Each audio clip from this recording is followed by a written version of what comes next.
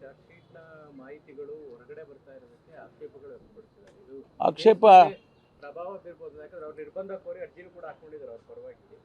ನೋಡಿ, charge sheet ಒಂದು ಸಾರಿ charge sheet submit ಮಾಡಿದ ಮೇಲೆ ಅದನ್ನು ನಾವು ಅಪೋಸಿಟ್ ಲಾಯರಿಗೂ ಕೊಡ್ತಾರಲ್ವ.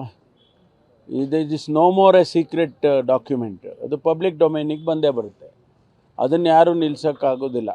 ಅದರಿಂದ ಅದು ಹೊರಗಡೆ ಬರುತ್ತೆ. ಈಗ ಅವರು ಚಾರ್ಜ್ ಶೀಟದ್ದನ್ನೆಲ್ಲ ಮಾಹಿತಿ ಹೊರಗಡೆ ಬರಬಾರ್ದು ಅಂತೇನೋ ಹಾಕ್ಕೊಂಡಿದ್ದಾರೆ ಅಂತ ಕೇಳಿದೆ.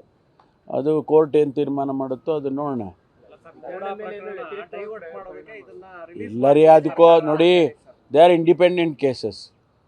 ಈಗ ನೂರಾರು ಕೇಸಸ್ಸು ಈಗ ರಾಮೇಶ್ವರಂ ಬಂತಪ್ಪ, ಈಗ ಅದನ್ನು ಮುಚ್ಚಾಕಿ ರಾಮೇಶ್ವರಂ ತಂದರು ಅಂದರೆ ಆ ರೀತಿ ಏನಿಲ್ಲ. ಇಂಡಿಪೆಂಡೆಂಟಾಗಿ ಅದನ್ನು ಹ್ಯಾಂಡಲ್ ಮಾಡ್ತಾರೆ. ಮಾಧ್ಯಮದಲ್ಲಿ ತಾವೇ ಪ್ರಯಾರಿಟಿ ಮೇಲೆ ತೋರಿಸ್ತೀರ, ನಿಮಗೆ ಯಾವುದು ಪ್ರಯಾರಿಟಿ ಬರುತ್ತೆ ಅದನ್ನು ನೀವು ತೋರಿಸ್ತೀರ. ಅದಕ್ಕೆ ನಾವು ಇಲ್ಲ ಅವ್ರಿಗೆ TRPಗೋಸ್ಕರ ತೋರಿಸ್ತಾರೆ ಅಂತ ಹೇಳೋಕ್ಕಾಗತ್ತಾ? ಹಂಗೆ ಹೇಳೋಕ್ಕಾಗೋದಿಲ್ಲ. ನಿಮಗೆ ಪ್ರಯಾರಿಟಿ ಯಾವುದು ಬೇಕೋ ಅದನ್ನು ಮಾಡ್ಕೊತೀರ. ಏನಿಲ್ಲ, ಅದು ಡಾಕ್ಯುಮೆಂಟ್ ಮೇಲೆ ಹೋಗ್ತಾರೆ ಅವರು. ಈಗ ಪಬ್ಲಿಕ್ ಡೊಮೈನ್ನಲ್ಲಿ ಯಾರೋ ಏನೋ ಮಾತಾಡ್ತಾರೆ ಅಂದರೆ ಕೋರ್ಟ್ನಲ್ಲಿ ಕಾಗ್ನಿಸೆನ್ಸಿಗೆ ತಗೊಳ್ಳೋದಿಲ್ಲ. ಏನು